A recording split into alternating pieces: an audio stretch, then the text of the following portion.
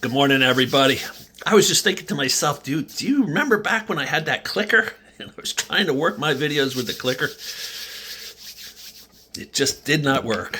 I must have bought half a dozen clickers, and there is not a good clicker out there, just so you know.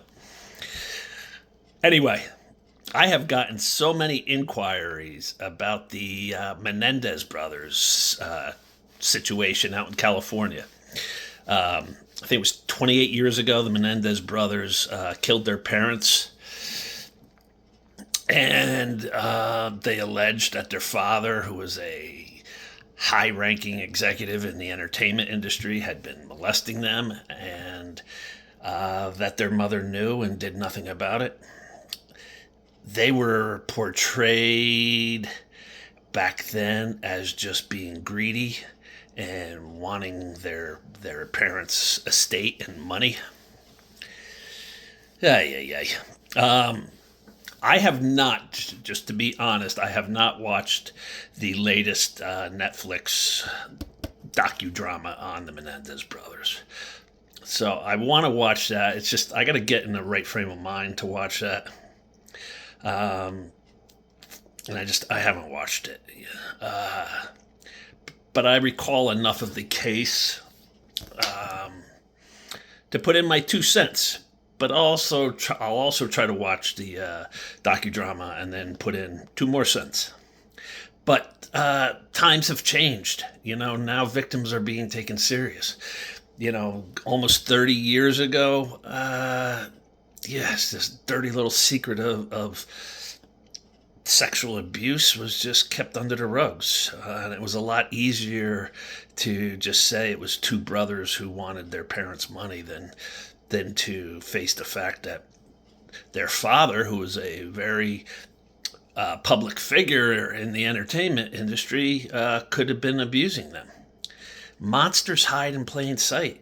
They're well known, well respected, and it's just in the last few years that veil has been coming down where people look at public people and high profile people differently now and can realize that monsters come in all forms. And an executive in the entertainment industry could be molesting his sons. And if you listen to any of my podcasts, you will hear how mothers are complacent about the abuse going on. The podcast I have airing right now, Heidi, her mother's boyfriend was doing horrible things to Heidi at a young age. Oral sex, anal sex, taking her to a buddy's house and making her do oral sex to multiple guys there. This is at age 7, 8. And Heidi eventually went to her mother and told her what was going on. And the mother's response? Suck it up, Buttercup. We need to keep a roof over our head.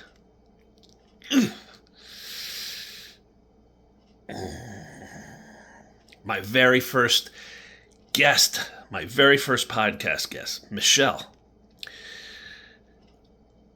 Her and her mother walk in on the stepdad getting oral from Michelle's 3-year-old sister. The mother and Michelle walk into the room.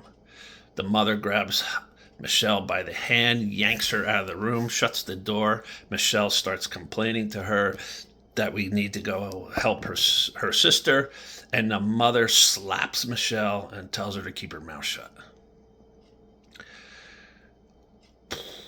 And I hear that over and over and over about these mothers that do nothing about the abuse. They're equally as evil as the abuser.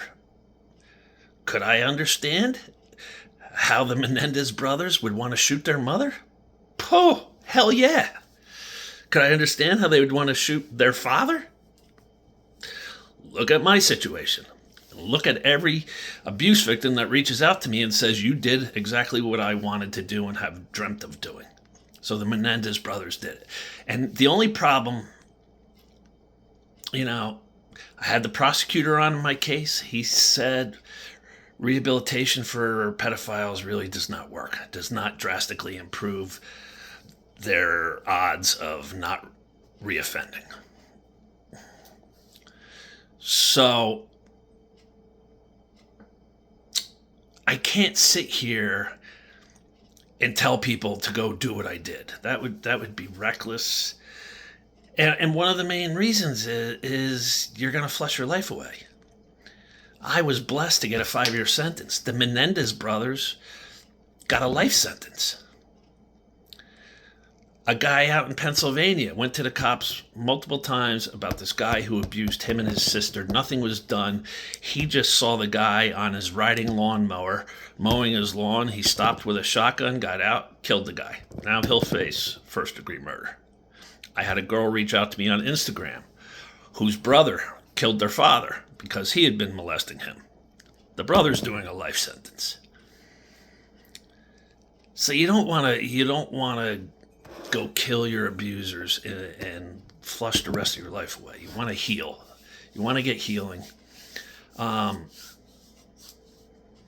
It's just you don't heal from trauma by adding more trauma.